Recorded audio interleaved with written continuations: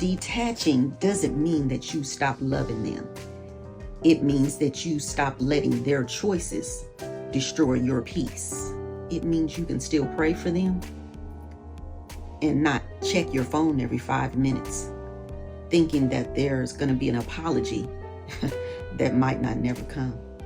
It means you tried and you cried and you choose peace over chaos. Baby, you can love someone deeply and still allow them to face the consequences of their decisions. Honey, listen, because love isn't control. Peace isn't necessarily distance. It's acceptance. Okay?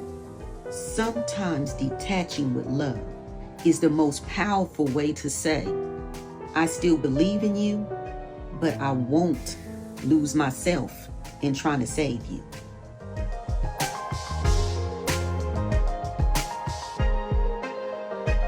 Loving them enough to just shut up. Welcome to Delisa Unfiltered. I'm laying it out today, and we're tackling the monster topic, the hardest part of raising adult children, which is letting them actually be adults. I love my kids so much, and I don't want to see them trip over the potholes I can clearly see ahead. But here's the thing, I had to confront that I can't stop them from driving. I can only check their tire pressure before they go. That tension between wanting to control the outcome and having to trust the process, that's the heavy decision. My generation, we took the advice. We respected the hierarchy of experience. This generation, they want to live their life for them, meaning they want to experience the choices, both good and bad, and create their own rule book. And while you don't want to live your life for someone else, it's gut-wrenching to watch from the sidelines. The generational divide and why we interfere. Let's talk about the difference. Why do we push so hard? Because our rule book was built on stability and linear progression. We were taught to get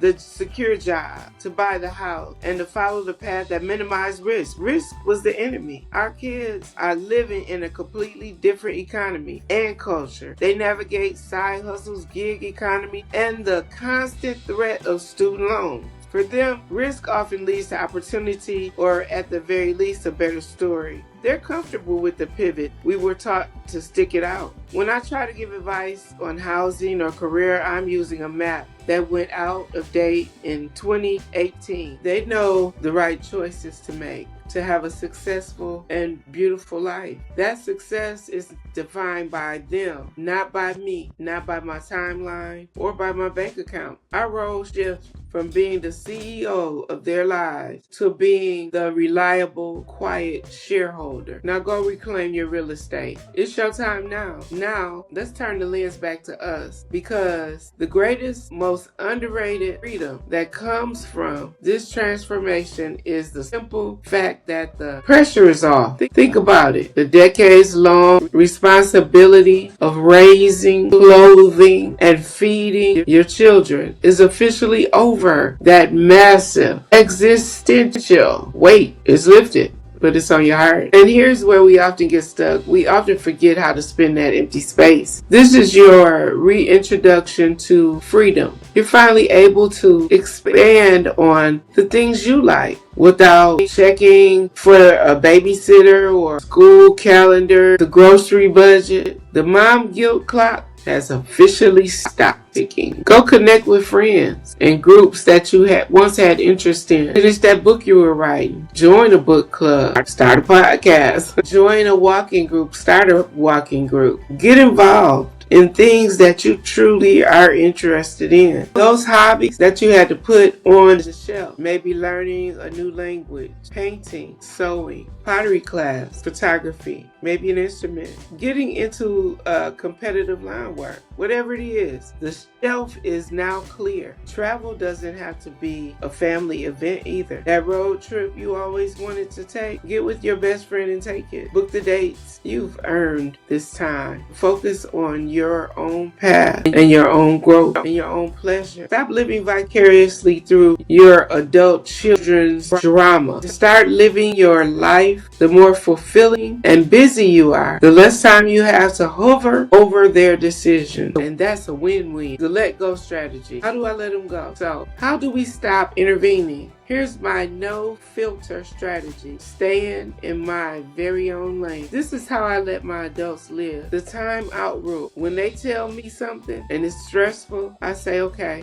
thank you for sharing. I need an hour process and I'll get back with you. I don't give it an immediate answer or immediate response. This prevents me from reacting out of fear, and it gives them the respect of a thoughtful reply if one is even needed. I stop giving advice and start sharing examples. I talk about my own failures, my own financial mess ups. At times I felt completely lost. I don't use it to lead them astray. I use it to connect with them, to show them that I am imperfect. So it's okay for them not to be perfect. The happiness goal. When I worry, I reframe it. The goal is not perfection. The goal is happiness. And sometimes happiness requires a few bumps in the road. Look, I'm still learning. This is a heavy lesson. But ultimately, when you truly want everyone to be happy, you have to find the strength to let go. You have to trust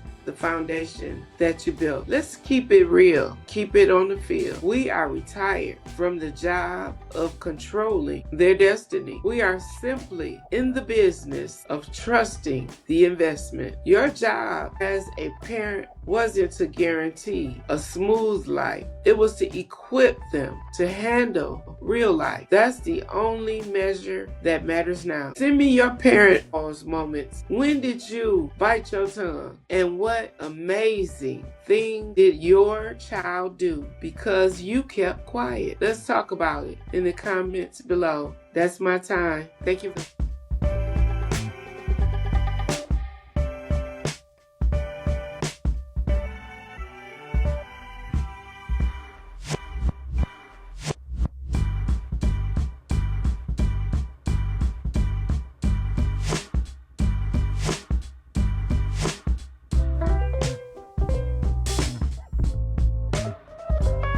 Thank you for following me.